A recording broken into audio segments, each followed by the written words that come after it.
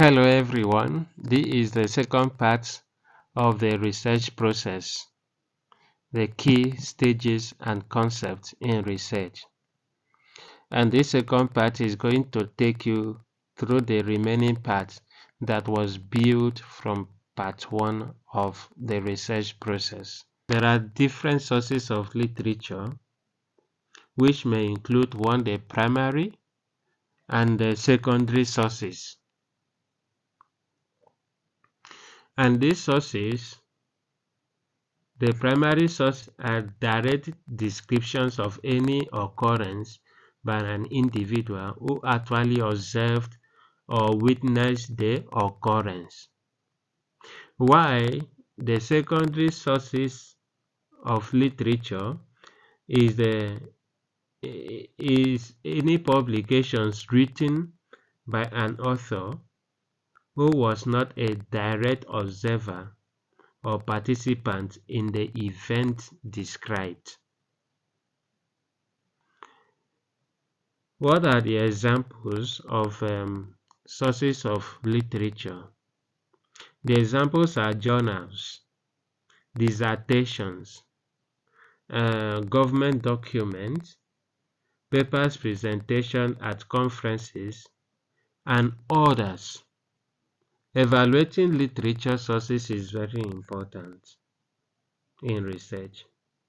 So the researchers evaluate and select information sources based on 5 factors that can be applied to any type of source, whether printable or electronic. The scope, which indicates date of publication. What time period does this source cover? How much of the topic is covered and to what depth? Is the material covered local, regional, or international? Generally speaking, sources should be of a more recent nature within 5 years. However, sources that are considered key may be cited. And then the authorities, that is the author's credibility. The author and the author's credentials should be considered. That is, authors who are considered in certain areas of study may be given preference in regards to the amount of literature that is reviewed from them. However, this should not mean that literature review becomes one-sided or heavily dependent on one author. And then the format presentation, which relates to how the information is presented and how easy it is to find a specific piece of information. Conceptual framework. Conceptual framework is a diagram of variables that shows the relationship between the independent, and the dependent variables. The conceptual framework's major contribution to the research process is that it helps guide the researcher to organize their ideas and serve as a quick means of summarizing the entire research in regards to the variables of interest to others, that is the dependent and independent variables. Research design and data collection.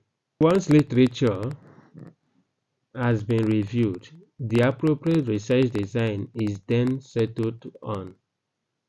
The research design chosen has an impact on the type of data that is collected and ultimately the most appropriate data collection methods. One of the key things to remember is to be able to match the research design and the data collection methods that the researcher chooses. The type of design of your research affects the data type and collection.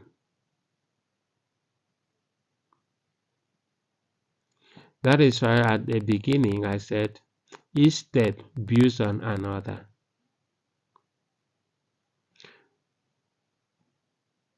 However, in this other step in the research process is the data analysis, presentation, discussion, and conclusions. So at first, after data has been collected, it is edited and coded in order to aid in data analysis. And how do you deal with this? The data analysis, there are tools that will help you in your data analysis. And this tool, you need to study and understand them in order to help you code your data and analyze it. This is not done manually because it is numerical data you are dealing with.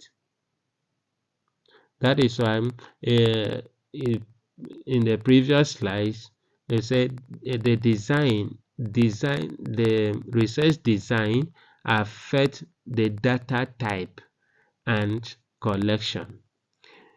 So the type of research design that you have would make sure that you have either inferential, if you are using inferential, or descriptive, however the case may be.